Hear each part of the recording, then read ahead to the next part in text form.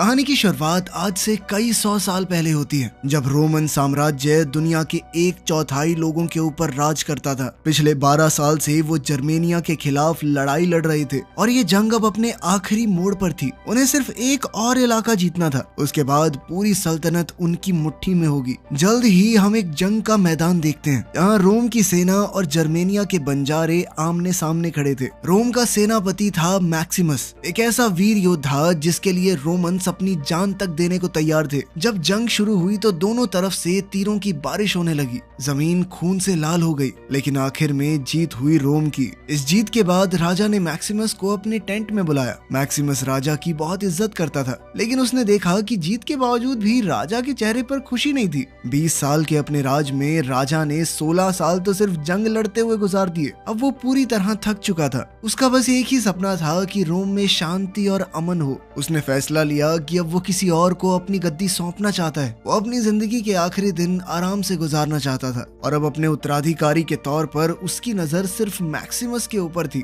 लेकिन मैक्सिमस कोई राजा नहीं बनना चाहता था। उसका दिल बस घर जाने के लिए तड़प रहा था। उसने पिछले 2 साल और 264 दिन से अपने परिवार को नहीं देखा था। तब तो फोन भी नहीं होता था कि वीडियो कॉल कर ली। राजा ने उससे सीधे तौर पर कहा कि वो चाहता है मैक्सिमस उसका वारिस बने, लेकिन मैक्सिमस ने सीधे तौर पर मना कर दिया। अब ऐसा नहीं था कि राजा के बच्चे नहीं थे। उसका एक बेटा कोमोडस और बेटी लुसिला थे, लेकिन राजा जानता था कि कोमोडस इस जिम्मेदारी के लायक ही नहीं है। राजा की आंखों में एक अफसोस था। वो चाहता था कि काश मैक्सिमस मेरा अपना बेटा होता। इस पर मैक्सिमस ने कहा कि मुझे सोचने के लिए थोड़ा वक्त चाहिए। राजा ने उसे अगली शाम तक का वक्त दिया। टेंट से निकलते ही मैक्सिमस अपने खेमे में गया और उसने सेवक से बस इतना कहा कि हो सकता है मैं कभी घर वापस जा ही ना पाऊं। शायद उसने ऐसा इसलिए भी कहा क्योंकि अंदर ही अंदर उसने फैसला ले लिया था। वो रोम की गद्दी पर बैठकर उसे बहुत अच्छे से चलाना चाहता था। इसी बीच रात को अंधेरे में राजा के पास उसका बेटा कोमोडस आया। जब राजा ने उसे बताया कि वो गद्दी मैक्सिमस को देने वाला है तो कोमोडस का चेहरा पहले तो गुस्से से भर गया, पर फिर उसकी आंखों में आंसुओं का समुद्र था। उसने अपने पिता को याद दिलाया कि याद है बचपन में आपने मुझे बताया था कि एक अच्छे राजा के अंदर दया, न्याय, सहनशीलता और अनुशासन जैसे गुण होने चाहिए। मैं जानता हूँ इनमें से कोई गुण मेरे अंदर नहीं है, लेकिन एक चीज है जो मेरे अंदर बहुत ज्यादा है, और वो है बड़ा बनने की चाह। और अब दुनिया का सबसे ताकतवर सम्राट बनना ही उसकी जिंदगी का मकसद था। इसके बाद हम देखते हैं कि कोमोडस ने अपने पिता का दम घोटकर उसे मार दिया। अब उसके रास्ते का सबसे बड़ा कांटा सिर्फ मैक्सिमस था।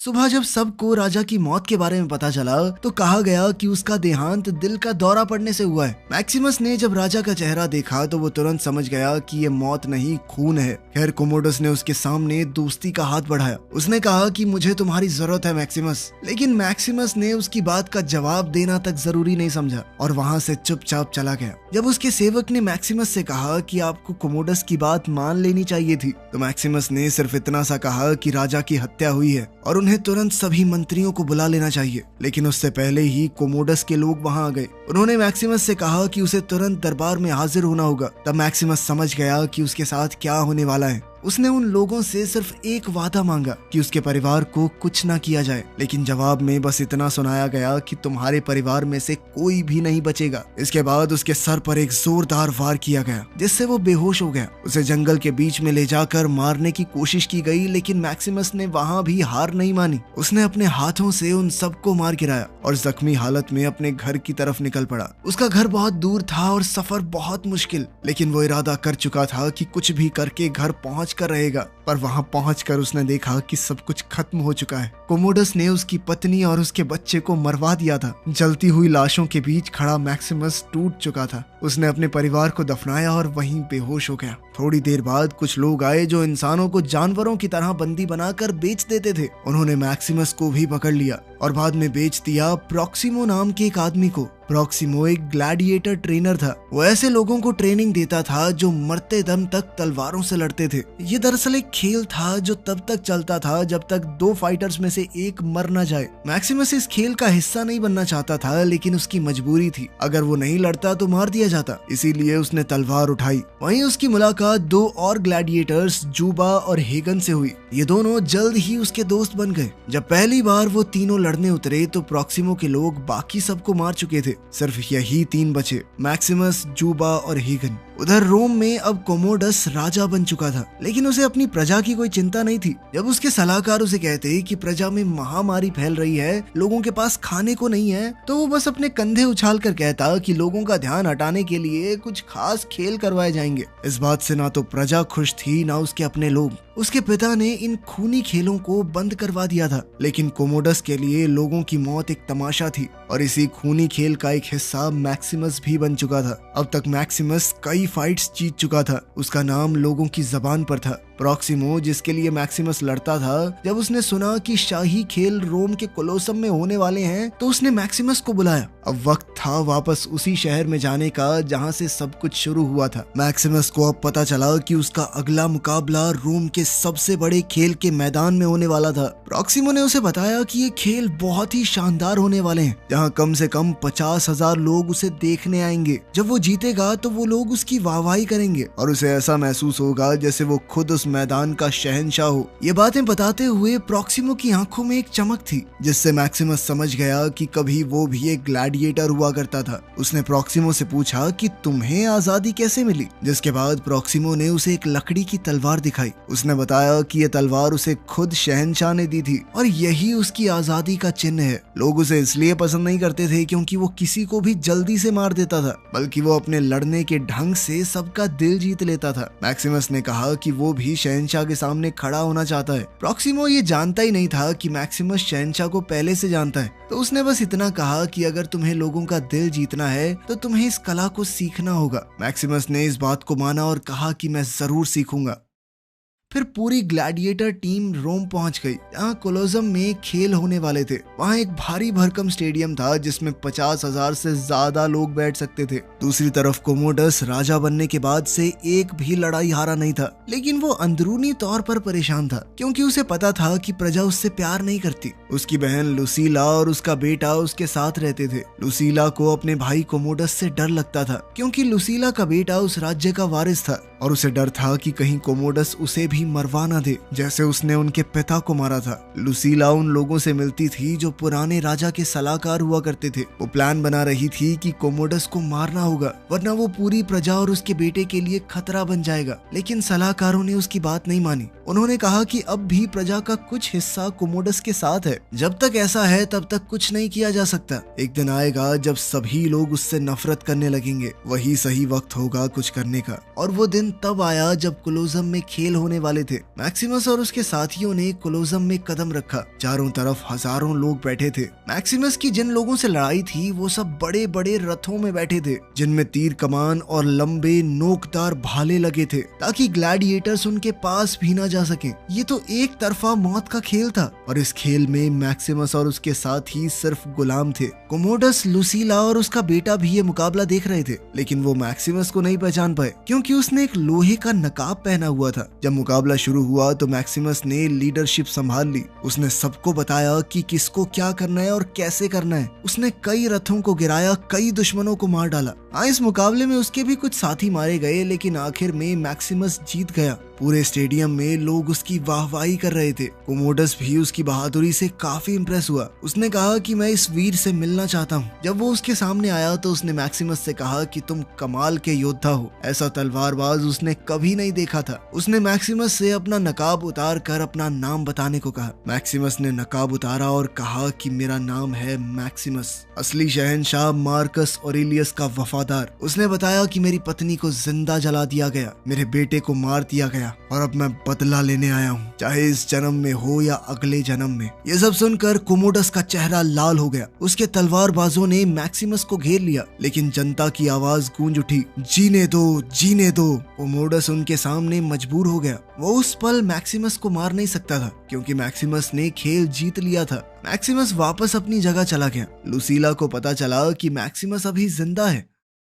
उस रात वो उससे मिलने गई। एक वक्त था जब वो मैक्सिमस से प्यार करती थी और कहीं ना कहीं आज भी करती है। जब वो मैक्सिमस के सामने गई तो मैक्सिमस का गुस्सा फूट पड़ा। उसने कहा कि मेरा परिवार बेगुनाह था जिन्हें जिंदा जला दिया गया। लुसीला ने कहा कि उसे इस बारे में कुछ नहीं पता। उसने कहा कि अपने पिता की मौत के बाद वो बस डर में जी रही है। उसके पिता की मौत को लोग एक आम मौत बोलते हैं, लेकिन उसे सच्चाई पता है कि उन्हें मारा गया था। अब उसे यही डर था कि उसके बेटे को भी ना मार दिया जाए। लुसीला चाहती थी कि मैक्सिमस रोम में शांति ले आए। उसने कहा कि मैं कभी एक आदमी को जानती थी, एक सेनापति जो मेरे पिता का बहुत वफादार था, उन्हें भगवान की तरह इज्जत देता था। वो मैक्सिमस की ही बात कर रही थी। उसने ये भी बताया कि कोमोडस के रोम में ही कई दुश्मन हैं। उसने मैक्सिमस को उनसे मिलने की सलाह दी, लेकिन मैक्सिमस ने कहा कि अब वो पहले जैसा नहीं रहा, अब वो सिर्फ एक गुलाम है, शायद कल की फाइट में मारा जाएगा। इस पर लुसीला ने कहा कि मैं तुम्हारी क्या मदद कर सकती हूँ। मैक्सिमस ने कठोर अंदाज में कहा कि मुझे मेरे हालात पर छोड़ दो और वापस कभी मुझसे मिलने मत आना।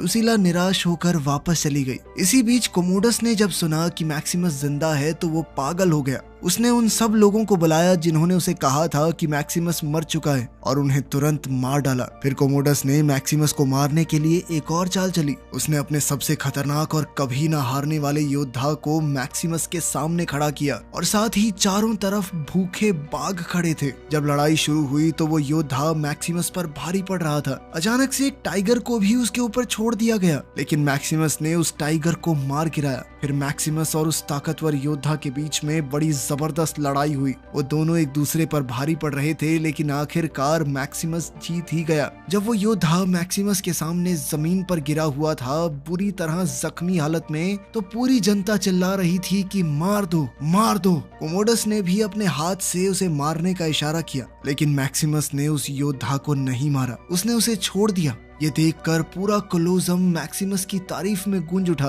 वो सब एक ही नाम ले रहे थे, रहम दिल मैक्सिमस, रहम दिल मैक्सिमस। कोमोडस की आंखों में जलन थी। वो चाहता था कि ये लोग मेरी तारीफ करें, ये मैक्सिमस की नहीं। जब मैक्सिमस एरिना से बाहर निकला तो उसका एक पुराना साथी उसे मिला। मैक्सिमस ने उससे पूछा कि मेरी सेना कहाँ पर है, जिसका जवाब मिला कि वो इस वक्त यहाँ से दूर ऑस्ट्रिया में है। तो मैक्सिमस ने उससे कहा कि मेरी सेना को आगाह कर दो कि मैं भी जिंदा हूँ और उन सबसे मिलना चाहता हूँ। उसके बाद मैक्सिमस चुपचाप आगे बढ़ गया। वो ज्यादा देर किसी से बात नहीं कर सकता था, क्योंकि अब वो सिर्फ एक ग्लैडिएटर था, एक गुलाम जिसे ये मौत का खेल बार बार खेलना होगा। लेकिन अब कोलोसम के चारों तरफ उसका नाम गूंज रहा था। लोग अब उसे सिर्फ उसके तलवार चलाने के अंदाज के लिए नहीं, बल्कि उसकी इंसानियत के लिए याद रखने लगे थे। रोम के लोग उसे इसलिए नहीं पहचान पाए क्योंकि मैक्सिमस अपनी सेना के साथ यहाँ से बहुत दूर उनके लिए लड़ता था, लेकिन उसकी फौज उसे बेपनाह मोहब्बत करती थी। उसके एक इशारे पर हजारों लोग जान देने को तैयार हो जाते थे। आज भी उसकी सेना में 5000 से ज्यादा लोग थे जो किसी भी राजा की बजाय उसके लिए वफादार थे।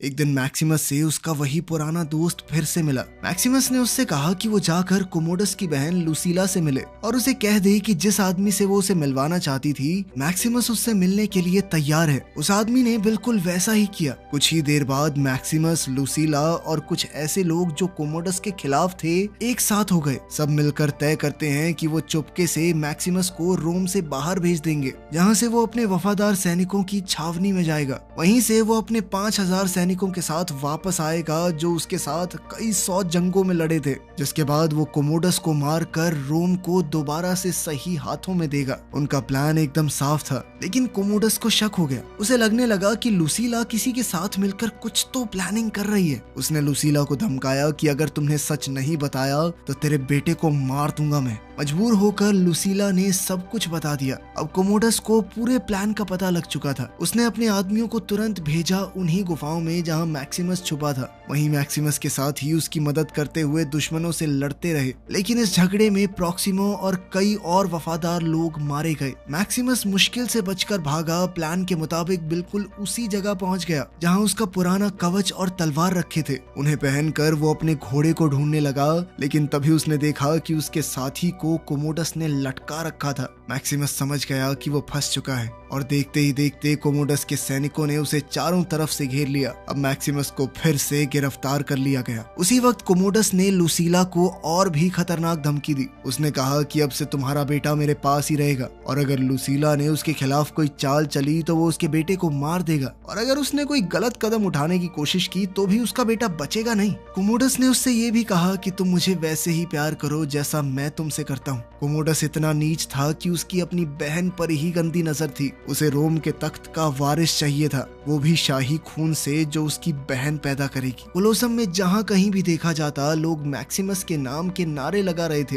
लेकिन मैक्सिमस अब कैद था। कोमोडस से ये बर्दाश्त नहीं हो रहा था। जो नाम और इज्जत वो अपने लिए चाहता था वो सब मैक्सिमस के पास थी। इसीलिए उसने एक आखिरी खेल खेला। वो मैक्सिमस के पास आया और उसे कहा कि तुम्हारी कहानी बेहतरीन है, एक जनरल से गुलाम, गुलाम से ग्लैडिएटर, और अब इस कहानी का आखिरी पड़ाव भी वैसा ही शानदार होना चाहिए। तुम्हारा मुकाबला एक शहनशाह से होगा। मैक्सिमस ने उससे पूछा, तू लड़ेगा मुझसे? जिस पर कोमोडस ने जवाब दिया कि मैं तुझसे डरता नहीं हूँ, समझा। मैक्सिमस जानता था कि कोमोडस सारी जिंदगी डर के साए में ही जिया है, क्योंकि अंदर ही अंदर वो जानता था कि वो राजा बनने के लायक ही नहीं है। लेकिन तभी कोमोडस कहने लगा कि तुम जांबाज भले ही हो, लेकिन मौत का डर तो सबको होता है। इस पर मैक्सिमस ने कहा कि किसी महान इंसान ने मुझे कहा था कि योद्धाओं की तरफ तो मौत भी मुस्कुराती है, एक असली योद्धा की मौत हंसते हुए आती है। कोमोडस जानना चाहता था कि क्या वो आदमी खुद अपनी मौत पे मुस्कुराया था। इस पर मैक्सिमस ने एक ठंडे अंदाज में कहा कि तुम्हें पता होगा, तुम्हारे पिता ने कही थी मुझे ये बात, तुमने ही मारा था ना उन्हें।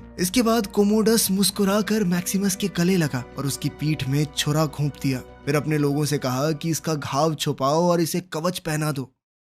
कोमोडस चाहता था कि वो सबके सामने मैक्सिमस से लड़कर उसे मार दे, ताकि उसकी जीत से सब समझें कि वो महान योद्धा मैक्सिमस से भी ज्यादा ताकतवर है। और फिर कोलोसम के बीच वो पल आया। कोमोडस और मैक्सिमस आमने सामने खड़े थे। चारों तरफ कोमोडस के सैनिक उन्हें घेरे हुए थे। लड़ाई शुरू हुई और मैक्सिमस पहले से घायल था, लेकिन फिर भी वो अपनी पूरी ताकत से लड़ा। एक वक्त आया जब कोमोडस की तलवार उसके हाथों से गिर गई। उसने अपने सैनिकों से दूसरी तलवार मांगी, लेकिन जनरल ने सबको रोक दिया। किसी ने भी राजा को तलवार नहीं दी। सब समझ चुके थे कि अब कोमोडस अकेला है, एक ऐसा राजा जिसे कोई पसंद नहीं करता। तब मैक्सिमस ने भी अपनी तलवार फेंक दी और कोमोडस के पास हाथों से लड़ने गया, लेकिन कोमोडस ने एक छुपा हुआ खंजर निकाला और मैक्सिमस पर वार कर दिया। मैक्सिमस ने उसे रोका और उसके हाथ पकड़ लिए और उसी खंजर को कोमोडस की छाती में घुसा दिया, जिसके बाद कोमोडस वहीं मारा गया। मैक्सिमस, जो खुद भी घायल था, जमीन पर गिर गया। उसने जनरल से कहा, मेरी आखिरी इच्छा पूरी कर देना, मेरे लोगों को रिहा कर दो। उसने ये भी कहा कि एक अच्छे राजा को चुनना, एक ऐसा तरीका निकालो जिससे लोग खुद अपने राजा को चुने। तुम्हारे पिछले राजा मार्कस ऑरेलियस यही सपना देखते थे, एक आजाद रोम जिसमें सब लोग खुश रहें। उसके बाद मैक्सिमस बेहोश हो गया। लुसीला तुरंत उसके पास आई। मैक्सिमस ने उसे देखा और कहा कि तुम्हारा बेटा अब सुरक्षित है। ये कहते ही मैक्सिमस की जान चली गई और वो दोबारा एक दूसरी दुनिया में अपनी पत्नी और बेटे से मिल गया। उसने रोम के लिए अपनी जान दी थी, अपने फर्ज को निभाया था। इसीलिए सभी सैनिक उसे अपने कंधों पर उठाकर ले गए पूरे सम्मान के साथ, और वहीं कोमोडस की लाश जमीन पर पड़ी सड़ती रही।